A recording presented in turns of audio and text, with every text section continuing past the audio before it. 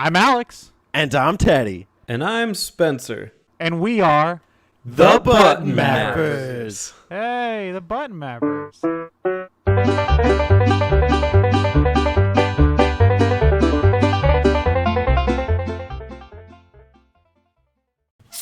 Hi, everyone. Welcome to the Button Mappers, where we have a very special map to roll out to you today.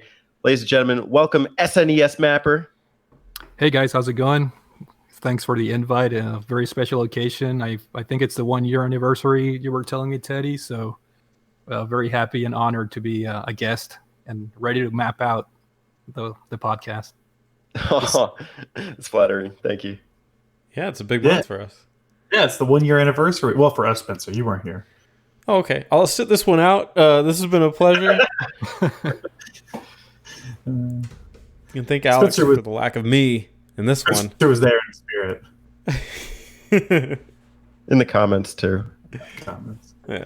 Berating us about Sonic. Yeah. But it's exciting. We got Bruno here. The mapper. I'm glad you kind of found your way to us, to the Button Mappers. And I really appreciate that you did a video response to our last community thread. It turned out really good. And, we're happy to have you on today, too. No, thank you, guys. I know you guys are doing a great job to get the community engaged. Teddy, on your own channel, you're also, doing a great job trying to get everyone involved. So I appreciate that because I feel like sometimes the community involvement has waned down over the years a little bit, and you guys are doing a great job trying to keep the community, together. So thanks for that. That means a lot. Thank you. One way that we try to bring the community together is to do little Q&As at the beginning of our game talks where we answer questions that are left by viewers in the previous episode. So before you go anywhere today, make sure you drop us a question for next time here on Game Talk. But for now, I'm going back to the beginnings, back to the roots. And who left the first comment? It was our boy, Terry309, coming in with several questions. How many questions? Several. That's not a number. But it's approximate. 32 questions. 32. Welcome to the Game Talk Q&A edition. And this one's for me. This one is for Majority. I don't know if that's fair. I gotta start with the next one because Bruno's here. So we'll start with that. What is your favorite PS2 game? Bruno, I'm going to give you the honors. Oh, that's an easy one for me. It has to be Eco. It's one of my favorite games of all time, and I'm a huge fan of the Fumito Ueda games, all three of them. But Eco, it's by far my favorite, and easy choice for me. Nice pick. Yeah, it's funny. Oh, can I go next? You can. Go ahead. Yeah, because mine's gonna be better than Alex's. I have two potential choices, and it's funny that he said Eco because mine would have been Shadow of the Colossus. Oh, there you go. But I would also. I'm just gonna put it ahead of it. Just one wander ahead of that would be Metal Gear Solid 3. I think it's the pinnacle of the series and an incredible experience whether you're playing it or watching it. Spencer, I'm playing actually. I was gonna just add really quick that I was playing that game and then I stopped. And that game is great, man. It's a little bit dated now, with the mechanics and the way it controls, but I'm looking forward to finishing it, at one point. It attempted so much with such a feeble system. Oh, yeah, back then it was like, mind-blowing, man. Yeah. it's funny you said that, Spencer, because my two picks, because I couldn't choose just one game for this, were actually Metal Gear Solid 2 and also Devil May Cry 3. Oh. Two fantastic games. Yeah, 3's better, but that's a good choice. I like 2. I like the surprise, like Two. He didn't pander to the fans. He was like, you know what, this is my vision. I'm going with it. I like how nuts it gets towards the end. 2 is an experience, man. 2 Yeah, is such it's a good. trip. Are you guys trying to get me to play PS2 or something? You should play Metal Gear Solid, Teddy. You're missing out. Yeah. Okay, if I had to pick one, it's actually several. It's Taito Legends 2. It's a great compilation of Taito arcade games. I love that they included modern, I guess modern for their time, PlayStation 1 spaceship shooters like Ray Crisis. I think that's the right one. Maybe I got that wrong. Ray Storm and Darius Gaiden. That was how I was introduced to the Darius series as a very affordable way to do so as well. And I know Alex and I did a video way back in the day on TurboZone where we went through like every single one of them. And if there's one reason I probably keep the PS2, that would be one of those reasons. So I am going to kind of skip over Terry's question towards me because I answered it in like a update stream. He asked why I don't like the PS2. It's not that I don't like it. It's just kind of like by default, it's my least favorite console that I own. So it's the one like I'm least likely to play. But I just want to say that about that. Do you guys have any objections? Objection! It's probably my least favorite PlayStation console. Like if we're talking exclusively PlayStation, I know it's crazy, but I love the PS3. You're crazy. PS4, I'm enjoying it a lot, and PS1 is a classic. So I think PS2 is probably my least favorite out of the 4 systems so far. That's controversial, man. Yeah, PS3 was rocky for me. So I love the PS3, man. I don't know why. I guess by default, I don't own a PS3, so I don't know. Maybe that's my least favorite. You could, though, Teddy. I have one for you if you want it. Bruno, why should I get a PS3? Well, it's hard to sell it now because one of the selling points back then was free online, and a lot of the exclusives were, in my opinion, pretty strong on the second half of the life cycle of the system. A lot of the Uncharted came on that second half. Games like Heavy Rain, Beyond Two Souls, Demon Souls. A lot of those Sony exclusives games that are very fun came out later in the system's life cycle. There are some, I guess, exclusive games that have not come out remaster or on the PS4, like Puppeteer. That's a pretty interesting side-scrolling game that I really, really enjoyed, and dark RPGs like Folklore. That's an early exclusive for the system that has not been remastered or anything like that. And in fact, I don't think you can even buy a digital version. It's one of those where you have to have the physical game or bust. But it has a lot of interesting exclusives in my opinion. And back then the selling point for me at least was the free online. That was a pretty cool feature. Dude. Plus, it's a functioning PS1. True. You can play PS1 games. Those are some deep cuts, dude. I haven't heard of a lot of those. I'll have to think of it, but I appreciate the perspective. Thank you guys. Third question: what is the most overrated retro game / series? Any takers? I don't want to go first. I'm going to get blasted. I'm going to get blasted for my answer, but all right, Spencer, I'll go first. Yeah, go for it. All right. The most overrated retro game does not mean bad, right? It just means overrated. I'm going Ocarina of Time, you guys. God damn it. Crazy. Get out of here. You're overrated. uninvited. This is sentimental. Game. Oh my gosh. That game is such but like I don't it's so funny because I don't hold any nostalgia for that game. I didn't play it when it came out. I went back to it and played it, and then like everyone's like, it's the best game ever, it's so amazing. This, that, and I'm playing it and I'm like, this is okay. You can cut the content, right? You're gonna edit this podcast. Yeah, I'm responsible for this. Because I'm telling you, you're gonna lose all your subscribers, man. No, I've been pretty myself included. I think Ocarina of Time is a good game, but I do think it's overrated. I think it was overrated. Not to shit on your perspective, but go ahead. No, that's all I had to say. Okay, you're just gonna fire like that fire arrow through my heart like that? Yeah. Fine. Mega Man 2/3. Why do you have to do /3? You know that one's my favorite.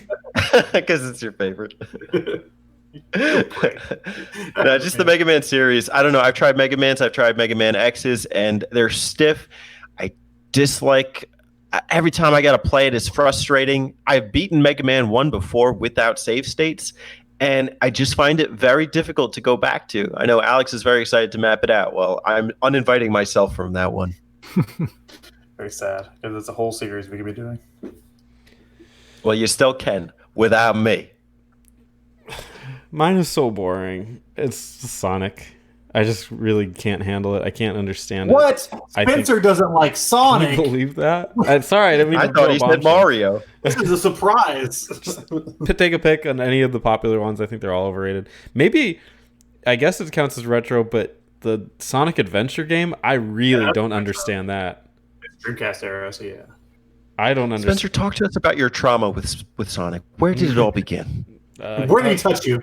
Yeah, it touched me. And Show us on the amiibo. Never got over it. Yeah, I don't get it. I do not get Sonic at all. I kind of get the side scroller one because it looked like fast and explosive. Seeing it on the Dreamcast, that adventure style game, it blows my mind that anyone would think that's good. I just think it looks really horrible. All right. Thank you for your contribution. Yep. Bruno, what you got? Is the question series or a game? It says game / series, so / can be interpreted as and or, so it's up to you. Oh man, that's a tough one because I tend to enjoy, or try to at least enjoy, games as much as I can. But I'll probably go with the Spyro series or games because I never really, thought they were fun or anything like that. So I guess that's my choice. Yeah, I always thought they were okay. I'm a huge Crash fan, and people were like, "Well, play Spyro, play this," and I'm like, "Okay." And I tried. I played the Remake trilogy recently, and I've been playing those games as a kid and liking them, but trying to go back recently and play them, I'm like, you know what? This is okay. I know they have a remake, like a trilogy remake or something. Have you guys played those, or are they any good? They're pretty. They're very pretty. All right. But they play the exact same though. Yeah, there's some really old gameplay in there that just does not age well. Gotcha. The only experience I have with Spyro was when I stayed at a hotel in Cancun, and they had these PlayStations that hooked up to the TV, and you could rent a game through their TV service. And I rented Spyro for an hour, and I enjoyed running around and breathing fire. But I was 6 years old or 7 years. I don't even know. I've always tried to stray away from talking about Spyro on videos because I like the Skylanders series, and I know that's a big sore point for Spyro fans, so I try not to talk about it because I really don't want to deal with that.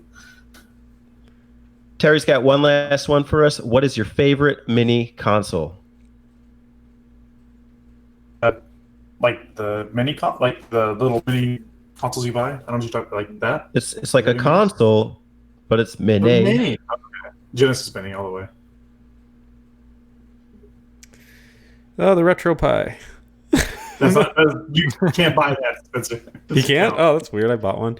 I guess the SNES Mini, I don't have any of them. Okay, I have the PlayStation Mini, but it's definitely not that. I got it for $20. Bruno, you got one? Yeah, for me, I only own 3: the SNES, NES, and the PlayStation 1, and obviously the SNES Mini is by far the best. Unless you mod or hack the PS1 and put all the ROMs in there. Well, then we can't pick it because it's a Retro Pie. You can't pick it. So. What? None of you guys said the Wii Mini? No, I'm checking. Probably. I like the easy modability of the SNES Mini. I didn't have any problems with that, but I still prefer the Genesis Mini because of some of the functionality, like USB controllers, and that those controllers are useful for other things, like playing on the Switch or playing on your PC, and that you can even buy accessories for it nowadays. I think the SNES Mini just kind of came and went as a little trinket, and as much as I like it, I feel like it is a little lackluster in the end. I like them both, though. I own them both. So thank you, Terry, for the questions.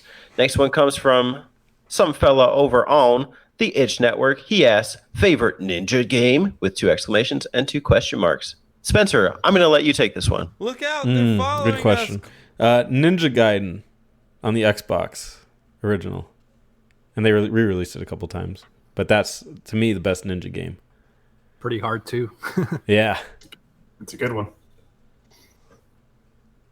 Who's next? Shinobi 3 the best one. Because Shinobi 3 is the best one. Well, do you guys want the best ninja game? I'll I give you do. that. Yeah.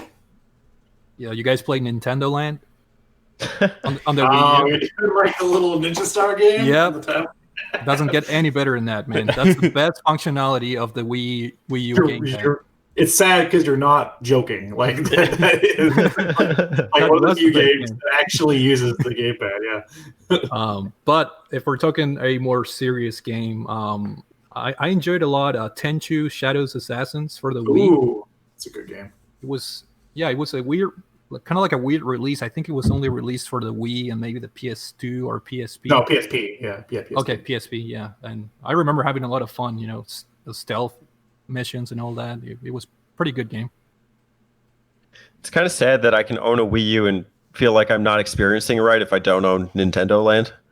But Oh man, that's a game. That's sold a system right there. It's good. it made the Wii U what it is today. For me, I'm going to tell you a little story about a childhood sleeper of mine. This was iNinja on the GameCube. This is a thorough game with a decent ninja system. It's not really well remembered today. It's not like a big budget title or anything, but the guy has like this cocky attitude. It was really fun to play as like an emerging adolescent teenager at that time in my life. And though not like the most memorable ninja game, it's a personal favorite of mine. Never heard of it. Never played it. It's by Namco. It's like a little platformer. It's pretty good. So it's like side scrolling? No, it's a 3D platform. 3D. Okay. Yeah. Which is maybe why I like it. I do like that genre quite a bit. Okay. So we're going now to Phoenix, coming in with 2 questions for us. What is your favorite compilation game? Oof, it's tough. I think that's easy for me. Go ahead. Rare Replay on the Xbox One. Ooh, yeah, that's good. That has Man. like every freaking Rare game out there. Well, up to I think the 360 release. Well, and not counting the DK games because obviously they can't do that. You can't do that. And Golden. No, the Banjo games? No, like the Donkey Kong games, like Country. Oh, yeah. 64. Oh, DK. And I was then like, GoldenEye, DK. yeah. BK. Yeah, is it really Well, I guess complete if you don't have yeah. DK64? BK 60. It's just not the same. Collectathon. Short of my potassium. I never thought about shortening Banjo-Kazooie to BK. Mhm. That's kind of disturbing. I don't like that. Makes them uncomfortable. Yeah, I don't like it. Who's next? I'll do a toss-up. One old, Okay. one recent. Well, for me, Okay. they're actually both old. Is it Kirby Super Mario? Kirby's sorry, go ahead. Superstar Saga was awesome. I really enjoyed it. I loved how creative it was, and that it was a compilation of new games. 8 completely new, fresh, full-fledged out games. Only like 5 of them really, but I really enjoyed them, and it opened me up to Kirby, which I'd never really played much of. And then I would also give a shout out to Mario All Stars, a revamp of some old classics on Super Nintendo. I thought you were going to say Mario All Stars on Super Nintendo and then Mario All Stars on the Wii. Oh, because it came out on the Wii? The same game on a Wii disc. Well, same with that Kirby. What was it, like the compilation on the Wii? That's Dream amazing. Collection. They put more work into that one though. Yeah, That has a lot of games up to this Kirby 64. I think. that's a Right? good collection. Yeah, On what is it? Kirby's Dream Collection on the Wii. it's good. Yeah, it's got Dreamland 1, 2, and 3, Superstar, 64, and Adventure. Mm-hmm. Very cool. Alex? I'm just gonna sound super repetitive. Sonic's Genesis Collection, or whatever, Sonic's Ultimate Genesis Collection on PS3, Oh my god. because you get like 30 plus Genesis games, and then like 10 extra games, some arcade, some Master System. That's a lot of fun there. So It's a fair pick. It's a fair pick. I have so many that I want to say that I can't because they have some serious, significant flaw with me or something that I just find distasteful. But I do have one that I have fondness for. I have nostalgia for it. It's the Ultimate Shooting Collection on the Nintendo Wii, which comes complete with 3 awesome arcade shooters, none of which seem to get talked about enough. Karus, which literally means raven in Japanese. It is a all three of these are vertical spaceship shooter games produced by Milestone, and the other ones are Rattergy, which I think is one of the more forgettable of the three, and Chaos Field, which also came out on the GameCube. I like Chaos Field the most because it's widescreen as opposed to being split vertically. But they all have kick-ass soundtracks. They all have really intense bullet hell action without feeling too overwhelming. They have unique spaceship shooter elements. And it's just, I think, even though it's probably not the best value in a lot of these compilations, it has a couple titles that, for fans of the genre, would not be displeased. The Wii has a lot of good compilation. It does. I like the Namco Mega Mix one. I know that that one includes like new versions of the Namco games, but it also includes like a bunch of like older games and some you wouldn't even expect, like Pack and Pal and Gallopus, like really like obscure arcade games. It's really cool, like cool collection too. All right, cool. We're moving on to the VG mashup. VG Savage today. He's asking, what is the hardest game you've ever beaten? So coming off that talk, it's actually probably a spaceship shooter now that I think about it, but it's really a toss-up. Chaos Field really left my palms sweating, but Thunder Force 3 is another one that people seem to say is like the easiest of the Thunder Force series, but it's like the only one I'm able to beat. And I would say it's somewhere tied between those two. But spaceship shooters always give me a run for my money. A lot of them I can't beat. But of those I've beaten, I remember them for keeping me glued to the screen for like an hour, hour and a half. And those are the two that really stand out to me. Mine are going to be two Capcom games. One of them is Devil May Cry 3. I've played that game many times on many difficulties, and the higher difficulties get brutal. But I still love that game to pieces. The other one is Bionic Commando on the NES. My God, is that game tricky. So there you go. I don't think I've beaten that many difficult games. I guess Ninja Gaiden Poser would be the hardest. I don't think I played that many that were that hard. I'm with Teddy. I think shooters are just generally super hard, and I was playing R-Type earlier in the year, and my God, I mean, obviously I beat the game because I had the Infinity Continuous or whatever. But man, if you were to beat that game with however many credits the game gives you by default, it's like nearly impossible for me at least. So maybe R-Type, and for a more traditional game, I guess Demon Souls.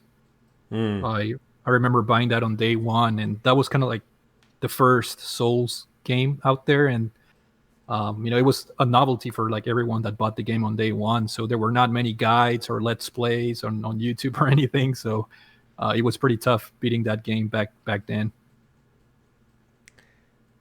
All right, I'm glad I have another friend who's a fan of the genre. Mm-hmm. We got a question coming from a familiar face here. There might actually be more, but for some reason it's cutting off at an ellipsis on my screen. I hope one of you guys can fact check me on that. But this comes from SNESmapper. Sounds like a cool guy. Yes. We should have him on episode. That's a great idea, Alex. We should arrange that. Favorite 3D effect on a 3DS game? It's hard for Alex, I know. I guess I'll start. This is actually tricky for me too, because for the past 4 years, I've only owned my 2DS.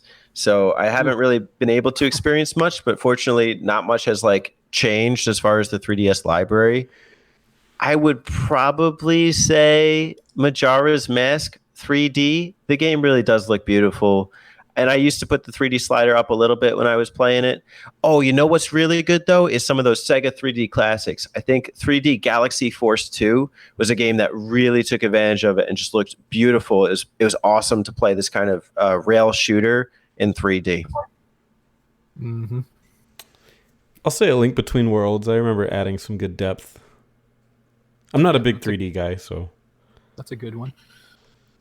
I'm not a huge fan of playing handheld games, but when I did dive into the 3DS, I did find myself not enjoying the 3D feature much. But there's a handful of games that I did enjoy it on, and one of those was Mighty Switch Force by what is their name? The Shantae guys. Way Forward. There we go. Yeah, Way Forward. Yeah. So that game really uses the 3D well. Yeah, my answer actually, I was gonna go with Teddy's recommendation. Those Sega classic games on the 3DS are fantastic. Like Outrun, Space Harrier.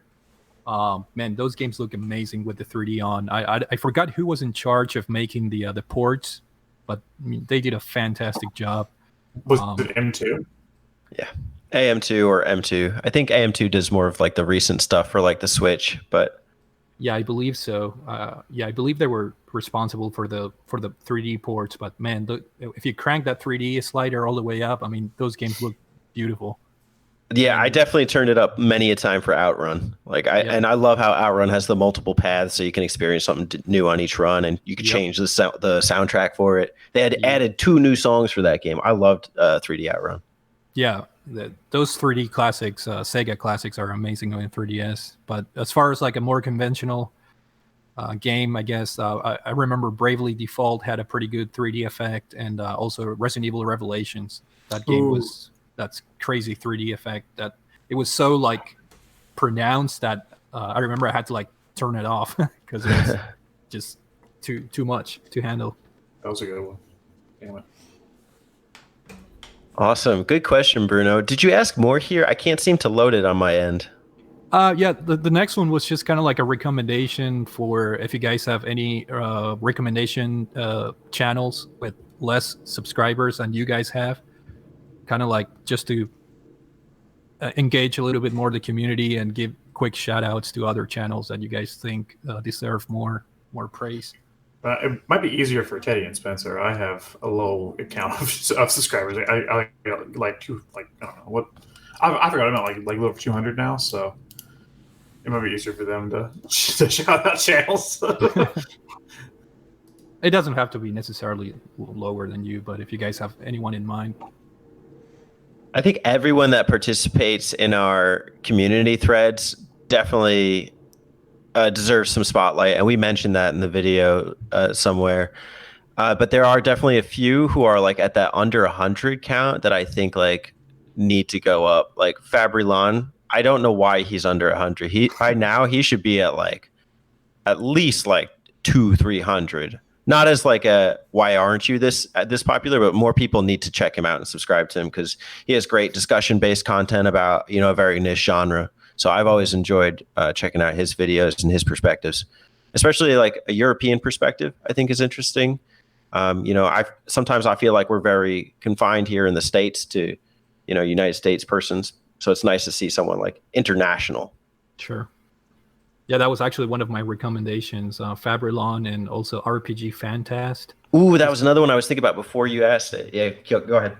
Which he's also out of Europe, so he makes pretty good videos. Very personal, just him in front of the camera, but very interesting input. Especially for RPGs. He really likes RPGs. And I was gonna say Leo, but I've noticed he hit that magical 1K. Yeah. So he doesn't need our help anymore. So he can push for us now. Yeah, there you go. Spencer, Alex, anything come to mind? I'll just throw on my friend DZD.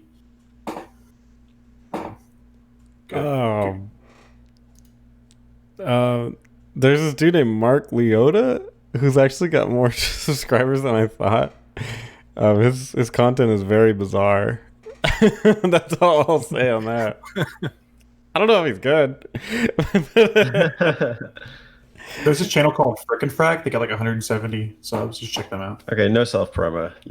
Hey, that's not the Turbo Zone. It's not the Button Mapper way.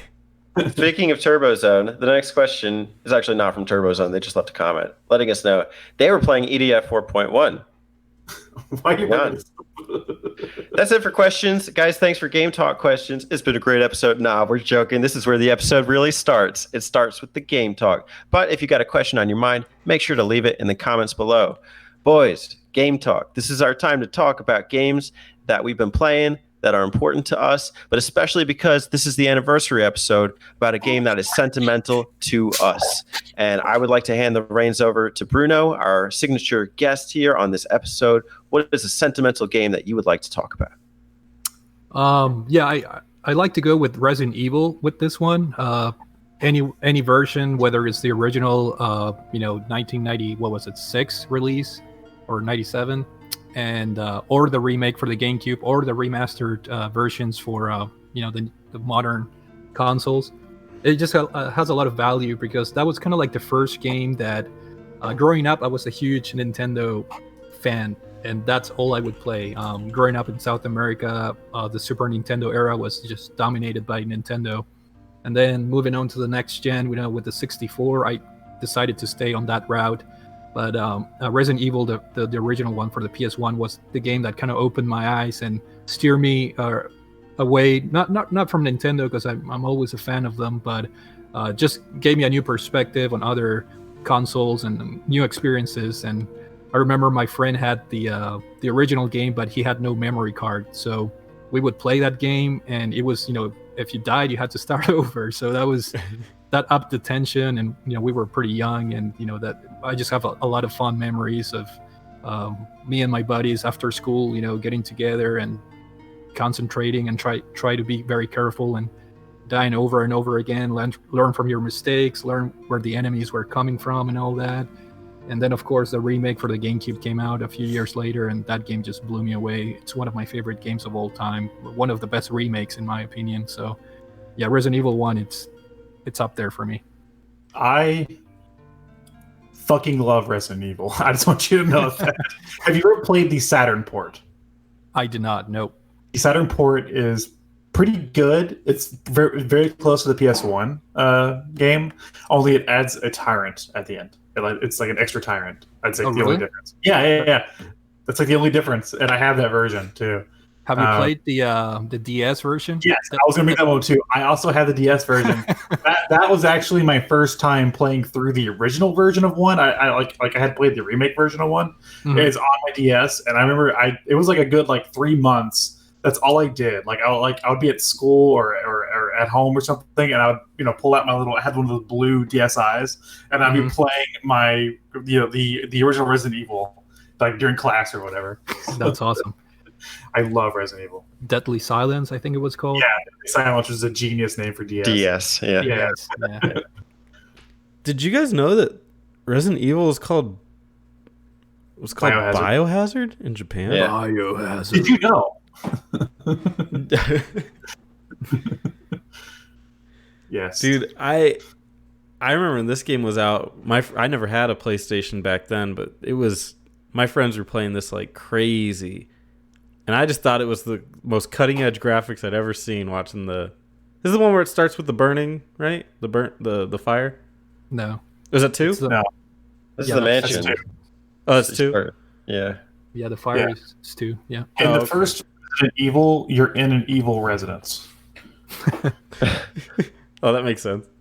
Well, either way, I remember they were playing both of them. I specifically remember that one, but they played all these ones all the way up to Nemesis, and I just remember thinking these games looked so crazy good, and I never really caught on to the bad voice acting until I got older. Oh my god, what is this? This is blood. What a mansion. That's good. It's not Chris's blood. I just want Barry to have his own game, guys. That's all I want. Well, I think he plays a big role in Revelations 2, which I haven't played it yet, but that's on my to-do list. It's good. It's really good. But I don't know. I love. He's like the shining star of that original game. Oh my god. We got into a bit of a debate earlier on this, and it's not really my intention in asking this, but it was just out of interest and curiousness that you brought this up. Was like when you played it back in the day, you didn't have the memory card, and so you played it, trying to do it in one shot, and there was high tension. Do you think that you can experience games now in the same way that you did as back when you were younger? It's hard, not with modern games, not with modern Resident Evil games, obviously, because they're all, out of save and all that. It's hard, I guess you can compensate. Modern games can compensate with, better graphics and better effects, sound effects, and to scare you off. But it's hard, because when you're growing up, and that game was just like the first, not the first survival horror game. I think Alone in the Dark was probably kind of like the first one, but back then it was just it was a new thing, and the fact that you could die and had to start over again, that was like crazy back then. And he did buy a memory card like 2 or 3 weeks after he got the game, so we were finally able to beat the game. But yeah, nowadays it's hard. Like unless you play games like Fire Emblem games and you play the non-casual mode, those can be very tense because if you make a mistake, you can lose your units for good. So that's kind of like the closest I can compare, I guess, for modern games. I'll tell you what, the Resident Evil 2 remake tried though with Mr. X. Yes. Chases you and stuff like that is pretty scary, And they succeeded because there's high tension there always. Yeah. I hate how it's kind of like bullshit how he follows you, and then if you run, like the game has this algorithm where they just spawn him closer to you. It's like the Michael Myers effect, right? It's like he's walking, like catches up somehow. Yeah. And I haven't played the third one yet. I'm waiting on like a Black Friday sale to pick up. But I've heard Nemesis is kind of disappointing on the third one. I don't like the original Nemesis game on PS1, so getting to play the remake is actually kind of nice for me. So I can actually appreciate the story without having to play because I like how they tried to make the original version like a action paced game, but they still kept like Resident Evil like style for that era. It just didn't work for me, So yeah, for the remake, I think they hyped it up where I remember hearing that Capcom was saying that Nemesis was supposed to follow you through the entire game, and he was supposed to go into the save rooms and all that. So I was like, oh my god, that's crazy. But sounds like it's pretty like scripted, in a way. Very scripted. He pops up in the spots he's supposed to. I have a question about Resident Evil. Now, did you play 7? I guess would be the first question. And are you happy with that progression, or would you prefer more what it started out as? I played 7, but I have not beat the game. I had an issue where like that game made me very motion sick for some reason, and I had the same problem with Resident Evil 2. And I found a way to tweak the settings on Resident Evil 2 where I wouldn't get motion sick, changing like the field of view, the FOV settings. But I need to go back to Resident Evil 7, but I have to admit I was not enjoying it as much as any other games. Like if I had to rank all the games, that's probably my least favorite. And I don't know. I feel like it's a very successful and effective horror game, but it's not a very effective Resident Evil game, if that makes any sense. Like it's not very tied to the story. I think towards the end there are some connections, but to me so far I played like halfway through the game, and I just didn't get that Resident Evil feeling from it yet, at least. It's definitely lacking that identity. I feel.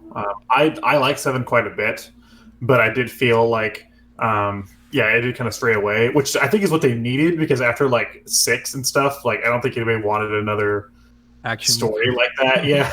So I think what their plan was, okay, let's do something totally out there, totally different for the series, good, and then people will want that classic Resident Evil gameplay back. And I think that's what they did, because they brought us the 2 and 3 remakes after that.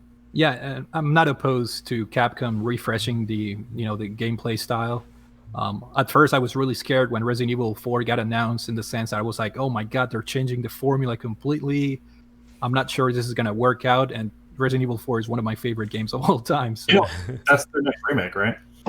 The what? That's their next remake.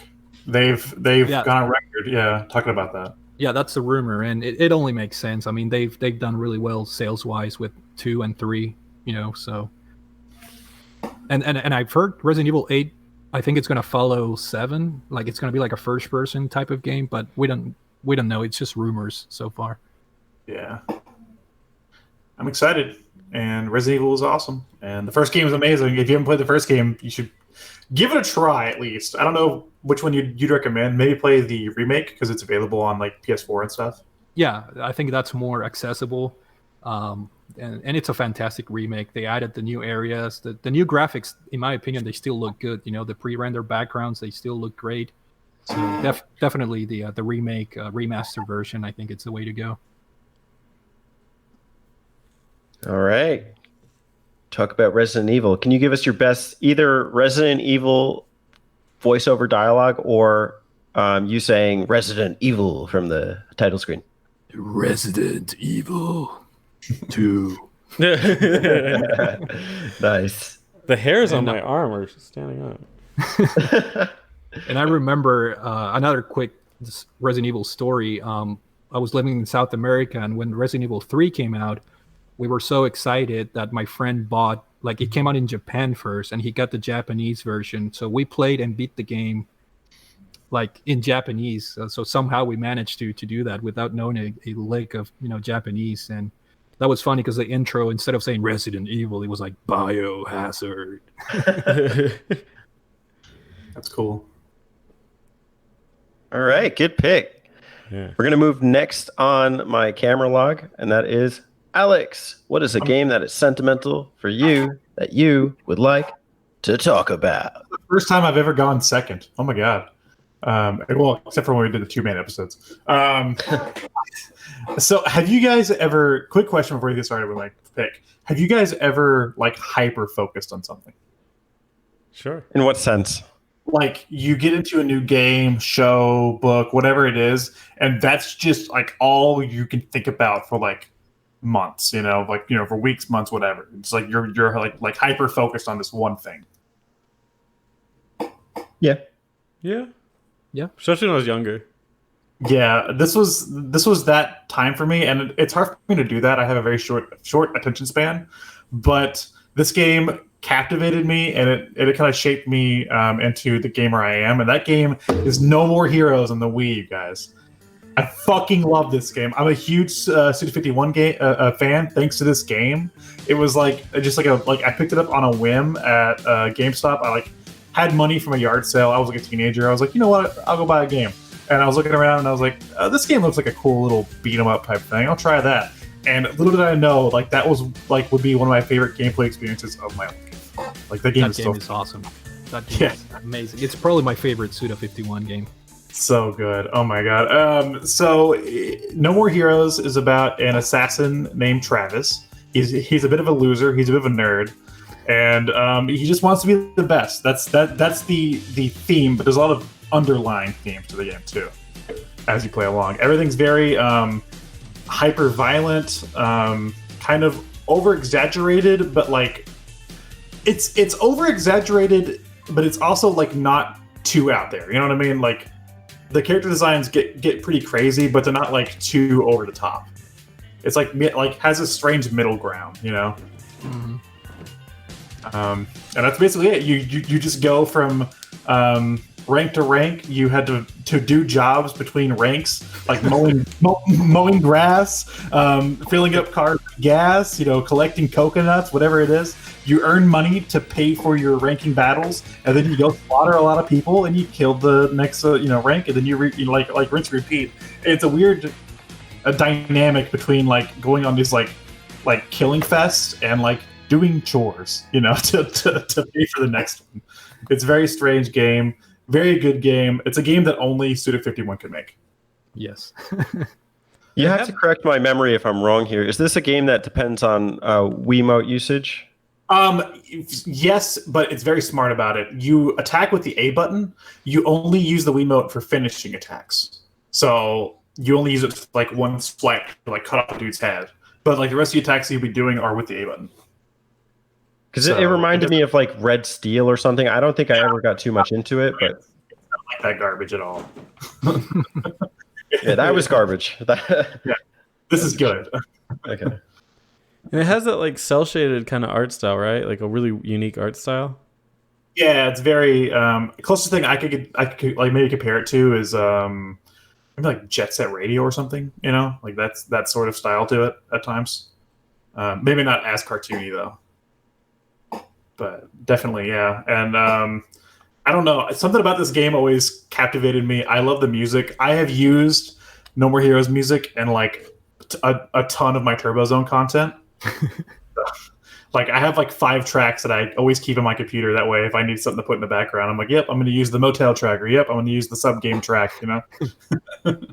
So Yeah, that game is amazing. It's one of those games that it's really hard to recommend because it's a flawed game. Oh yes, at its core. Like it's supposed to be an open world game, but there's like nothing to do in the city. But it has a charm to it that just makes the game fun to explore. It's super hard to explain, and I have a ton of fun memories. I only beat the game once when it first came out. I remember I bought it on sale, and it's just one of those games that it's glitchy, the frame rate is crappy. There's not a whole lot to do. The chores are kind of like bothersome, picking up trash and coconuts and whatever. But the motivation for me was getting up the ranks and finding out the personalities of each assassin. I mean, the design for each assassin was so cool, and it was such a nice surprise to find out who the next one is and what their theme was. And that's something that I think all Suda51 games excel at. Same thing with No More Heroes 2. That was I didn't like it as much as the first one, but it was always that interesting mechanic of finding out who the next assassin was. And just very interesting characters, just like Killer 7. Suda51 is a weird character, but his games are quirky but fun, and they have a charm, weird charm to them. I think half of the fun of even playing the game is experiencing the character of Travis, because like he is the most unique game character I think I've seen in a very, very long time. Because he is like, he's not that cool character, like he's this bubbling idiot who thinks he's that cool character. And that's why he works so well, because he's very relatable, and like in some senses, other than being like a murdering assassin, but like just his personality, like he's so try hard, he thinks he's cool, he thinks what he's doing is the most badass thing in the world. But beam katana. Yeah, he has a beam katana, which is not a lightsaber.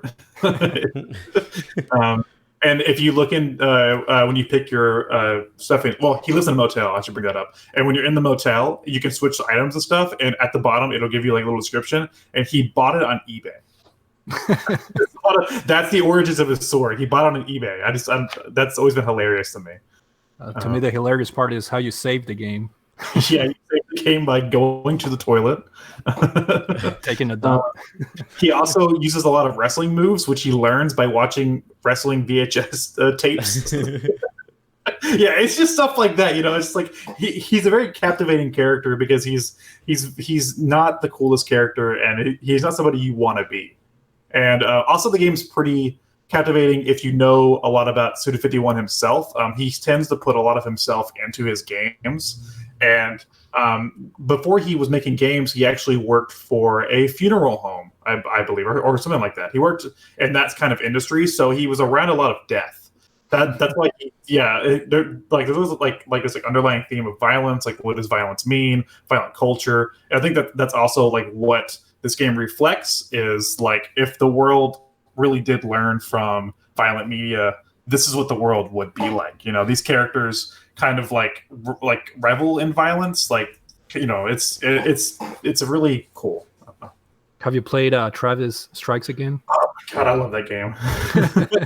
That game is also a game that like the gameplay is probably not the best game like thing in the world, but the underlying tones and the story is fantastic.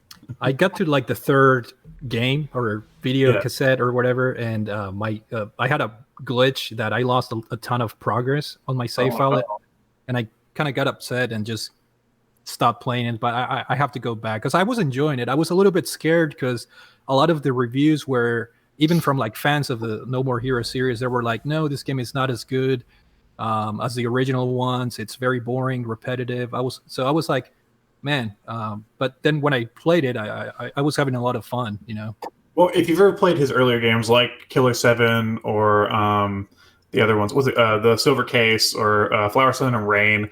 This game kind of mixes those elements in with that, for Travis Strikes Again. Mm-hmm. So I really like that about that game, is that it kind of felt like he was kind of going back to his roots in a sense. And It's like probably my favorite Suda game, to be honest, is that game. But I always hold a soft spot for the first No More Heroes for really getting me into that type of game, for, you know, like introducing me to Suda 51 himself. And kind of like after that, I kind of like grew to appreciate these niche Japanese games that I probably wouldn't have tried otherwise, you know?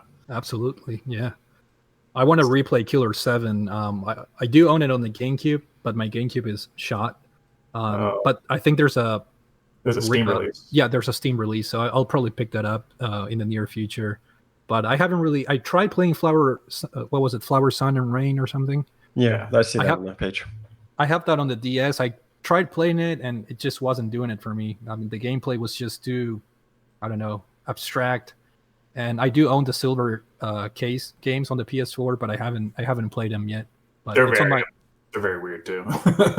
Can I ask, as someone who's not played any of the Suda 51 games, would I be more appreciative of No More Heroes or the Travis Strikes Down game? No More Heroes. Travis Strikes Again, you really need that experience of like Suda games to really get the feel for that one. But No More Heroes, I think, is still accessible for a newcomer. It's still going to be a little weird for people. I mean, you know, it definitely was for me, but like it's still pretty easy to follow. And for example, like the game, while its story is simple, the underlying tones is what really sells the story. For example, there's this boss. He is a superhero, right? And most superheroes are, you know, they're like, Bruce Wayne by day, suave, whatever. You know, that's who he really is. Then like Batman's his like superhero persona, right? This character, his name is Destroy Man. You meet him as like a postman, and he looked like they have some pre-fight talk and stuff, and he's like talking to you about like sportsmanship and being fair. And then you find out that like that's his facade. His real nature is the superhero side, where he's this like cold-blooded like murderer called Destroy Man. So it kind of flips that kind of like superhero persona on its head by making it be like, okay, you know, like that, like his postman job, that was the act, and the murderous guy, that's who he actually is, you know. He's a cheating bastard too. Like he played so many dirty tricks, man. I hate that guy. That was my most satisfying like assassin kill in the game, probably, when I killed that guy. Yeah, and I also want to say he has nipple cannons. So I just want How can you go wrong? But it's a game you really should experience. I'm very passionate about it, and I hope you do. All right, great pick, Alex. It's very you. Thanks. Speaking of you, we're gonna go to you, Spencer. Oh. What game is sentimental to you that you have to talk about today? Okay. Forewarning, this game, according to the Facebook groups I'm in, is essentially unplayable. So I apologize if I'm not recommending this game, but it's a game called Earthbound. It's on the Super Nintendo. It's a very classic RPG, and it's definitely the weirdest game I've ever played. And it's hard to really pin down like what it's about, even. I mean, it's definitely about growing up in childhood and looking at adults in a weird way. As far as like the actual RPG elements go, it's nigh like I said, unplayable. Like it's very old school. It plays kind of like Dragon Quest, early Dragon Quest games. And its inventory system is incredibly difficult, which for reference, I defend this game a lot to people, especially on the internet, because newer gamers can't really grasp it, or the monkeys that are on that Facebook group. And they were talking about how the game is bad because the inventory system is bad, and the game should be more like Breath of Fire. which in my brain, I'm like, you're comparing Breath of Fire to Earthbound? Like, that's absolute nonsense to me. But hey, teach their own, I guess. But the game, why it stands out is its writing, and it's just oddness. It's got like 70 different music tracks to it, which is pretty weird for a Super Nintendo game. It's got like when you enter a battle, it's really trippy and has a bunch of weird moving backgrounds and weird music. And the things that you fight are like a guy on a pogo stick. You fight like inanimate objects that are somehow alive, like lamps. And then the bosses, I mean, one of them is just like a big like piece of crap, I think. It's just like, and you just throw him a jar of fly honey and he eats it and he ignores you the entire fight. So it's just a really bizarre game with a lot of feeling in it, which is weird to say, but I've never felt like the emotion coming out of a game in a game that also didn't take itself seriously, seemingly, at all. So Earthbound is definitely my pick for nostalgia games, and one that I can't recommend to anybody. Actually, Spencer, isn't this Mother 2?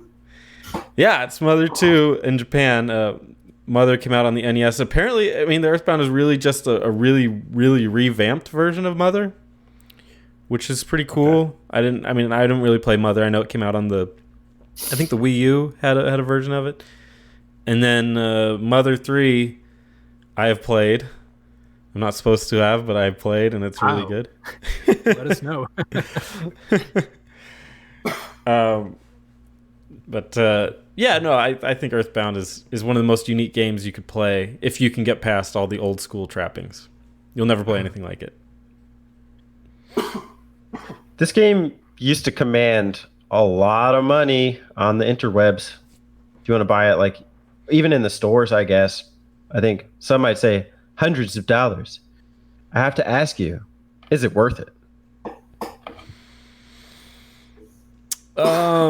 If you're looking for a really, really unique game to add to your collection that will stand the test of time in the fact that it's different and has a following, then yeah, I think it would be worth it. I wouldn't mind grabbing that. If you're looking to literally play it and have an enjoyable gameplay experience, probably not. It does not, like I said, it does not age well at all, and it didn't really do well when it first came out. It was really poorly marketed, and it was poorly even released. I think it came out at like $100, and it came with a big guidebook that you had to buy with it with a bunch of stickers in it. Which, like, forcing people to buy that just so you can play this game is so bizarre. And on the advertisements for the game, it literally on the top just said, "This game stinks." How did you even find out about it? I saw Earthbound all the time when I was growing up, and it wasn't like a game I thought I would ever like. It looked like a weird semi 3D graphics on the box, and these just like normal looking characters like Ness and Paula and Jeff. That's the name of your heroes, and then Pooh. And all these characters, they don't look like, I mean, Pooh I guess does, but every other character doesn't look like a video game character. Like, you put that next to Final Fantasy VI or Chrono Trigger, it's like, why would you pick Earthbound? It doesn't make any sense. But I eventually came back to this game through emulation, and I realized that Ness was my favorite character in Super Smash Brothers. And I didn't know who he was. I just said, oh, I think he came from some game called Earthbound. I think I saw it. I remember it as a kid. I've never played it. Who cares? And then I was going through an emulation phase, and I'm like, oh, Earthbound. There's that one. I played it, and I could not put it down. There's just something about the style of it. But again, that was a little bit ago, and games have evolved enough that it would be hard to recommend it from that perspective. With that in mind, if you were to recommend to someone how to play Earthbound, what would you say? Retropie. Yeah, I mean, not like the format, like, you know, what platform or whatever, but like you say, it's borderline unplayable to a lot of people, and I found Undertale very difficult for me to grasp, as well as Earthbound. Although I think it's because I was playing it on the SNES Mini. What advice, I think, would you give to new Mother players? I would say farm up in between towns. And the towns are, I mean, there's Onit, Tucson, Threed, Foreside. So you're going to tell they're numbered. But just farm up because the game is very, very difficult. And I could see players getting very, very frustrated if they're not farmed up in this kind of game. In the end, okay, so the game has like a rolling damage system. So when you take damage, your health just drops, but it doesn't immediately go to where it should be. So it kind of scales down. In the very end of the game, there's enemies, and they're not bosses. They're just regular enemies that will hit you for easily 100% of your health, and you will die if you don't finish the fight or heal up soon enough. And mana is very difficult to come by. So you just kind of got to understand that the game isn't really balanced and isn't really scaled to help you or make it fun in any way. You just have to farm up a little bit and roll with the punches. And if you can't, I don't blame you, but you're also missing out. And just look forward and explore the new towns. That's really how I would recommend enjoying the game, because the combat will not win you over. I tried getting into Earthbound 2 or 3 times, and I just couldn't get past the old schoolness of the game. I probably played it for the first time like maybe 10 years ago via emulation, and I just couldn't get past the old school. But I really wanted to like the game. I remember when it kind of first came out, like in the mid-90s, I thought it was really cool how the setting was kind of like a modern setting as opposed to any other RPG at the time, you know, kind of like a fantasy setting with swords and shields as your weapons. And Earthbound was like really out there. I always thought that was pretty interesting, but I just could never get into the game. Yeah. Is this one of them RPGs? Yeah, one of them RPGs. Oh, Mr. Saturn's in it, and he is so cool. He's a character from Smash Brothers. You might remember. You can pick him up and throw him. Yeah, pretty useless though in Smash. Like Big Nose Dude. But their influence, their writing, when their text pops up from their talking, it's like a child's scrawl because it was inspired by his kid. So it's kind of interesting. Have you played Mother 3 yet, or? Yeah. Okay. Really but good. That game doesn't have an official Western release yet, right? Right. So maybe I didn't play it. I don't know. I know there were like some reproduction cartridges or something at one point, but there's a pretty good ROM hack that translates it to English. Yeah. I mean, you could say, well, it's not exactly, but it's close enough. Seems like a waste on Nintendo's behalf. You know, there's a good cult following, I think, for the Earthbound games, and I haven't, you know, they can easily just bring that up to their eShop or virtual console, and I don't know why they're not doing it. I'm convinced that Nintendo hates their fans. You know, they're just like, oh, what, you want the Mother, or do you want F-Zero, or you want Pikmin? Okay, Mario Tennis it is, guys. Yeah, I don't know. I've heard that there's some difficulties with the music in the game, but I mean, phase it out. Put your own music. I don't care. Just release the game. It doesn't matter to me. Oh, yeah, I think I heard. Isn't like they have like a Beatles song or something? Like I heard. Yeah, they had like a version of Yesterday or something. I don't know if that's true or not, but I think that was kind of like the issue. Some licensing issues, but I'm not sure. Yeah, it's a shame because that game is really cool. Again, though, it's really old school. I don't know. They've made a lot of strides with JRPGs lately that I don't know that the Mother series can hold up with people today. Well, if Pokemon can't change in the last 20 years, then, you know, whatever. You know, Ness looks like the original Pokemon trainer. Yeah, he's got the hat. With the hat, yeah. It's like they put Terry Beauregard in Smash Bros. So it looks like you have like an evolution of like the Pokemon trainer. It's like Ness, then Pokemon trainer, and Terry Beauregard. It's like he's evolving. That's a good one, yeah.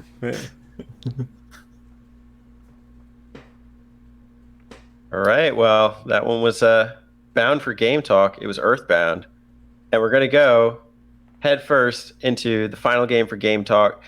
Initially, I had a lot of games in mind, and games in general are just sentimental to me. Although I like to downsize my collection, it's usually with the intent of preserving the ones that I really care about.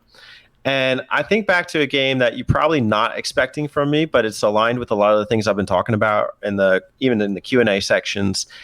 Back in, I'd say maybe 2016, I ordered an import model of a Sega Dreamcast. And, I'm not I've never been a huge Sega console owner. Not until I came back from school and I started collecting did I own a Sega Genesis, did Alex get me a Sega Saturn. And so when I looked into the Dreamcast, not only was the unit expensive, but the games were expensive, etc. So I was like, you know what? I'm going to go the import route. I'm also going to teach myself some Japanese. So I bought myself an import Sega Dreamcast from Japan.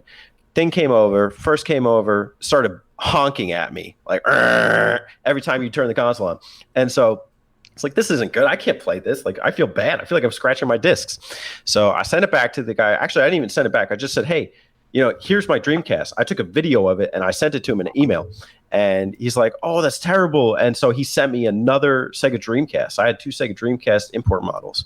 And I built up a decent collection. I have maybe like 10, 15 games, all cheap. If you pro collector tip, if you're trying to go for old consoles, is get those import games, whether it's N64, Sega Dreamcast, Sega Saturn, doesn't matter. Like they're dirt cheap by comparison.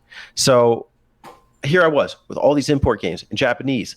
And I just lost the stamina to keep teaching myself Japanese. So I ended up not playing Grandia 2. I ended up not playing Shenmue. I ended up not playing a lot of the games except for the arcade style games. I was really disappointed I got a Sega Dreamcast until I found out about a game that was released after the Sega Dreamcast had ceased. So one thing about the Dreamcast is that it received homebrew games around 10, 15 years later. And this one was a standout for the console, so much so that one of my favorite YouTube content creators did a video on it that really won me over, and that was Mark Bussler from Classic Game Room. He did a video on Sturmwind for the Sega Dreamcast, a game that came out in 2013. And they made another print run of it in 2017. So I ordered it through PlayAsia. I got the game in the sleek Sega Dreamcast case. I didn't pay more than maybe $60 for it, or maybe even 40. I don't remember at this point, but the game was so good. I played spaceship shooters, and this one it's similar and different in many ways, but I think the thing that I really appreciate about Sturmwind is that every level feels like a theatrical event. It's like something, almost a piece of art. So most games, when you think back to what they sound like, you can think of the OST. Earthbound has a lot of classic OST that I know of because before I even knew the game. But the interesting thing about the levels in Sturmwind is you could start it off and all you're hearing is the sounds of German pilots on a submarine and this kind of aquatic effects. You don't even hear music, and then it starts to crescendo halfway through each level. I do find that there's approximately 20 levels, and each one of them is very difficult. And there's an interesting system for saving your ship. That's actually a big reason why spaceship shooters tend to be difficult, is because if you don't have a shield on your ship, then it's really easy to just bump into things with collision with either objects on screen or the parameters, the walls. With Sturmwind, you have 3 weapons. You have a red weapon that kind of as you let go of the button, the shot begins to spread, almost like you're spreading octopus legs or something. You have another one that's a blue curve shot, and then you have another one that's just a straight green shot. Each have different power levels and different ranges, I guess, but you can also change the fire mode so it goes behind you. And you collect these little upgrades too to power them up. It's actually these little color upgrades, but you shoot them and you have to align them with either one of the ones that you lost or with the same color upgrade. I don't want to lose you guys on the description of how this works, but I'm almost done, I promise. It's really interesting because it makes you think about A, what you need to get through this level, but B, whether you want to lose which upgrade and when. And when you lose an upgrade, you're losing part of your shield. You can get it back later if you find some of these upgrades throughout the level, but at what cost? And so you usually only have 2 lives going into each mission. But I really loved just the difficulty, like the theme for each level, it was very aquatic. I remember fighting like a big football fish at one point. Another time there's like a puffer fish that starts from the start of the stage. The classic is like that big, evil, sinister looking octopus, which the game came out with this cute little plushie for it. And just a lot of amazing, awesome experiences. And now they have it on Steam and the Nintendo Switch. So I'm currently playing it on the Nintendo Switch. It's called Sturmwind EX. A lot of great levels. It's beautiful. It sounds great. There's a lot of like funny little throwbacks in there. Interesting thing maybe for Alex here. I think it was originally programmed for like the Jaguar or something, but they like ceased production on it. And so some of the things are throwbacks in the game. One of the things I remember is like I'm going through this level. It's very serious. And then all of a sudden I see a soccer ball running across the stage. It's the funniest thing. But I love this game. I can't recommend it enough. It has button mapping. So like it's a winner in my book as a pro button mapper here. I've always been very interested in this game, and I've always been very interested in like homebrew communities. I'm a big part, well, not a big part because I don't make games, but I'm a big connoisseur of the Atari 2600 homebrew community. So I'd be interested in maybe getting the Dreamcast release of this, maybe. It's very reasonably priced too on the Switch. You get it for like $12 as well as on Steam. Versus when I saw the game on eBay, I think it was like $80, $90. And unfortunately, when I got it on the Dreamcast, I did the one playthrough. I went back to play it like a year later, and the game just like it would play up until like the title screen and then just stop. And it was so weird because it was a new disc from PlayAsia, so I don't really know what happened there. When did they release that game? Like how late? What was the year they released that game? 2013 or 2014. Mark gave it Game of the Year for 2013, but then I'm looking on another Sega fan site and they're saying 2014, so sometime around then, depending on the region. Yeah, I do recall like a lot of YouTubers did videos about that game, and I remember watching footage, but I've never played it. It's so approachable, even like for a spaceship shooter fan, because you could take it mission by mission. There's no like credit system. So, and you also have difficulty selection, easy, normal, hard. I'm playing on normal right now. I think originally I played it on easy. I'm almost done with the game. But you could do arcade mode as well if you wanted to take everything on, in sync. I just think that it's a little intimidating, even for someone who's like played the game a second time. Does the EX version has any like extra content or features or? I think there's like a couple extra bosses. I'll pull it up real quick. I'm not really sure. I haven't noticed much of a difference.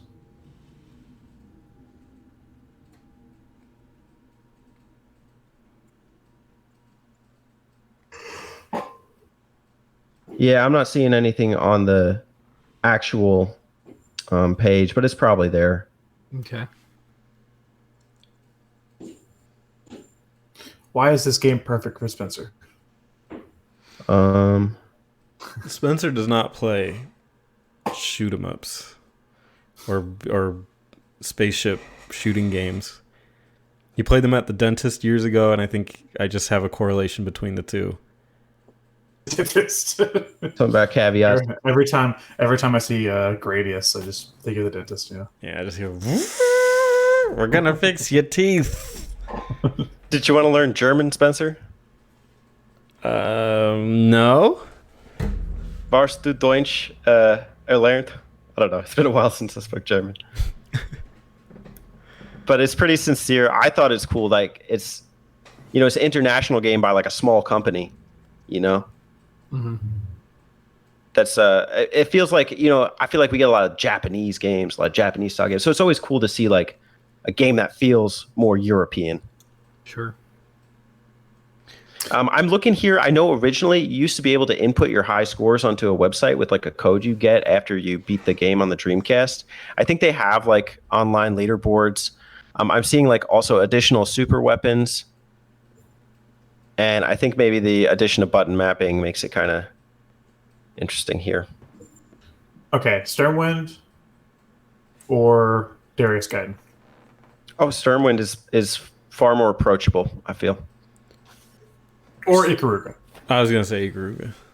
Nah, Ikaruga is not. I don't think that's approachable. That game is hard as hell.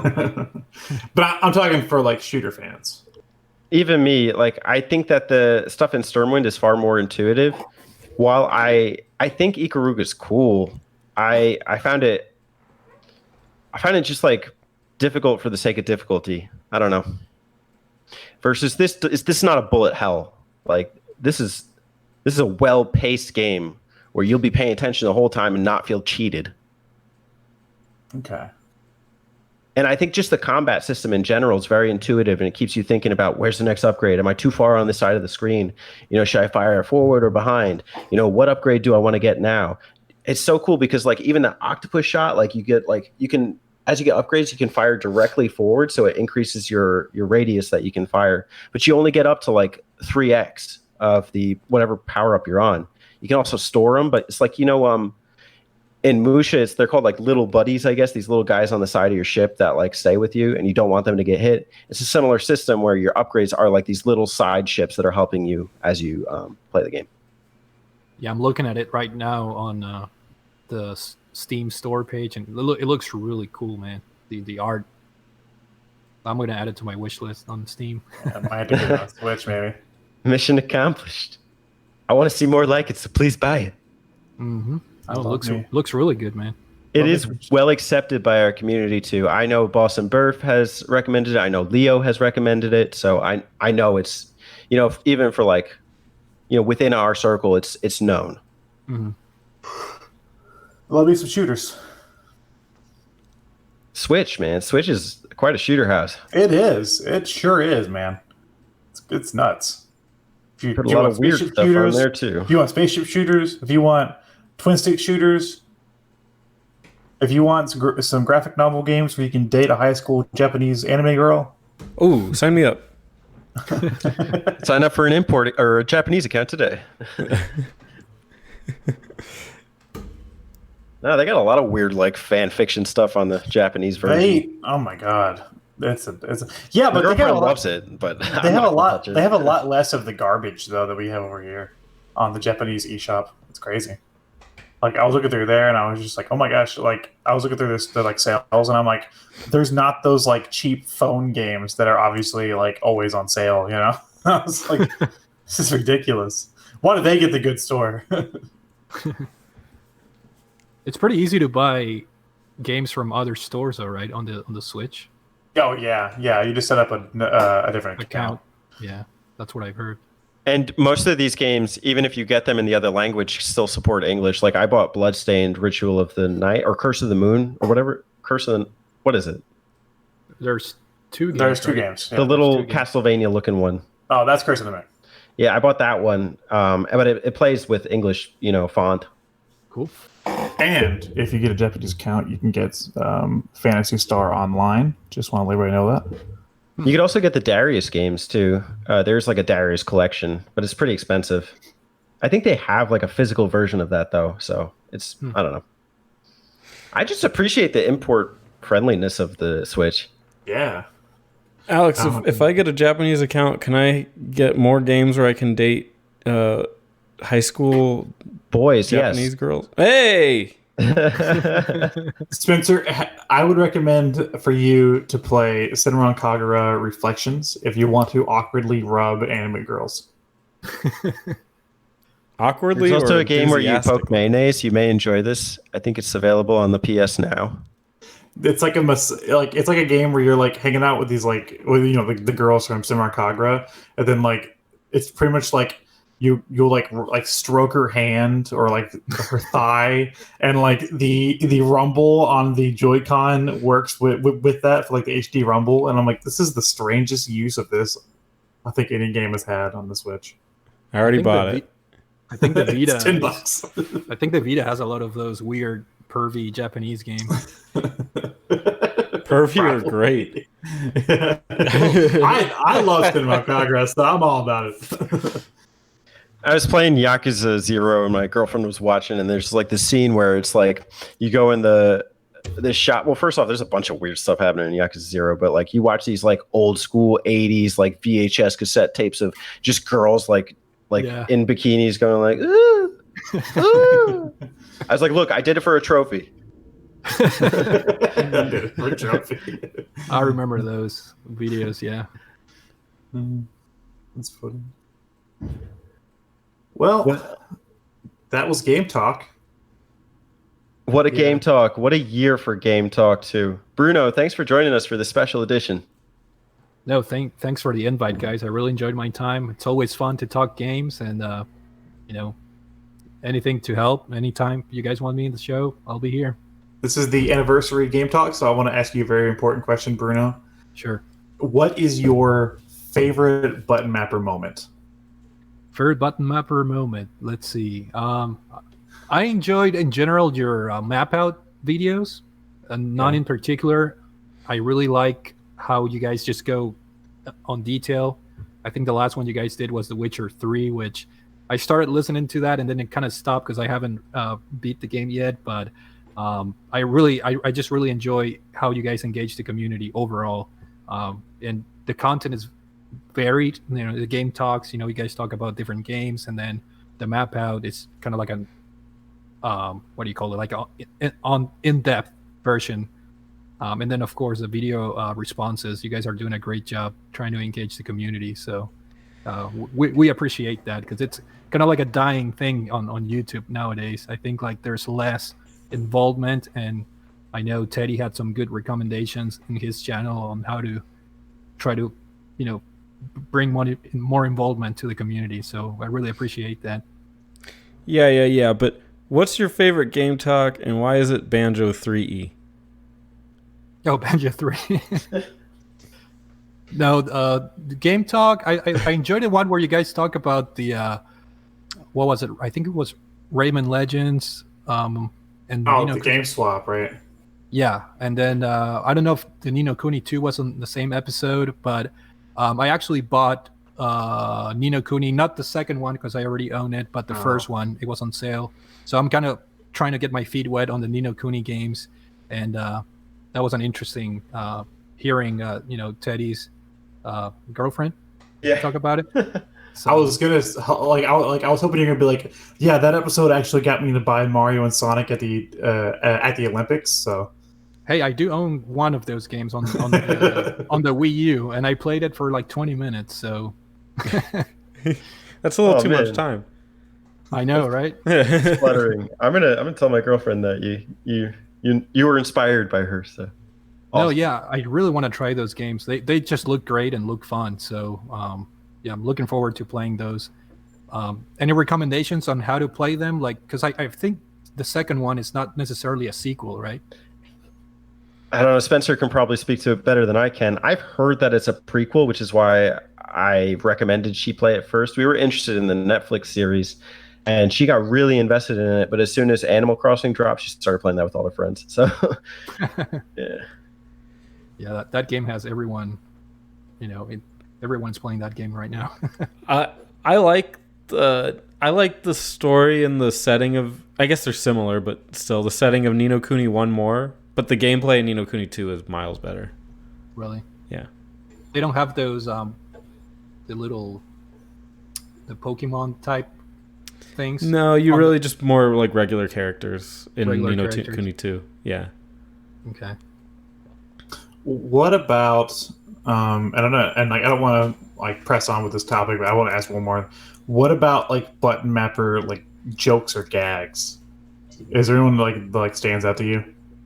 I don't know if it's a joke, but I just get a kick every time you guys mention the Klu Klu Klan. I really hope you guys do a map out of that. oh my god! You guys have to do it, and you have to go in depth, like a 3-hour long episode. It's gonna be a 24-hour live stream for charity. The community wants you guys to do the map out for Klu Klu Klan. Yeah.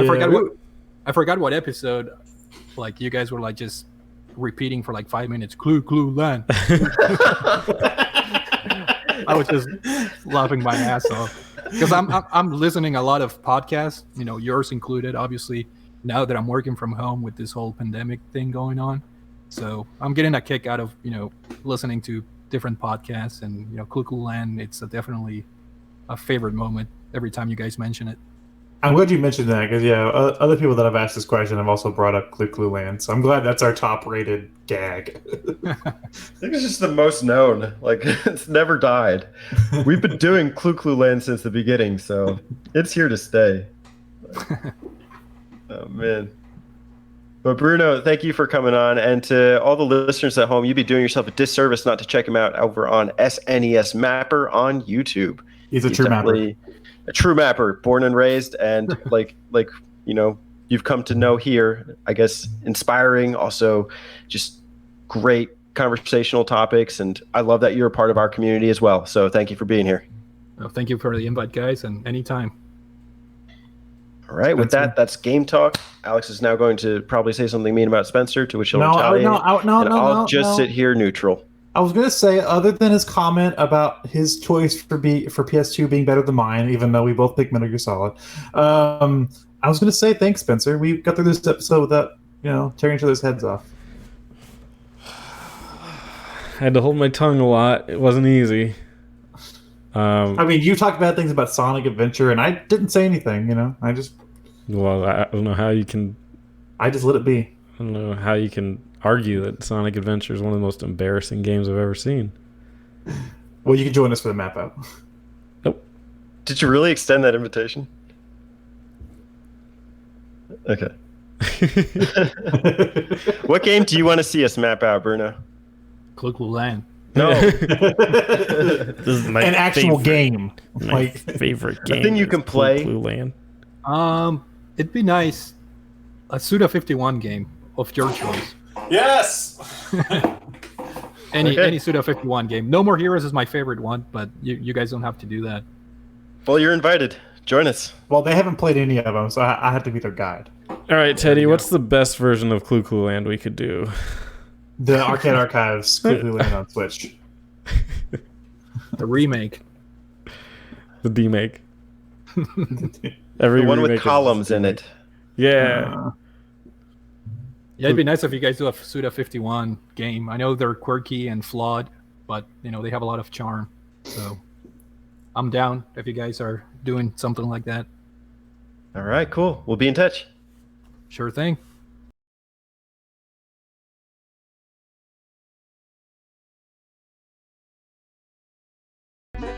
Hey y'all, don't forget to subscribe to them button mappers.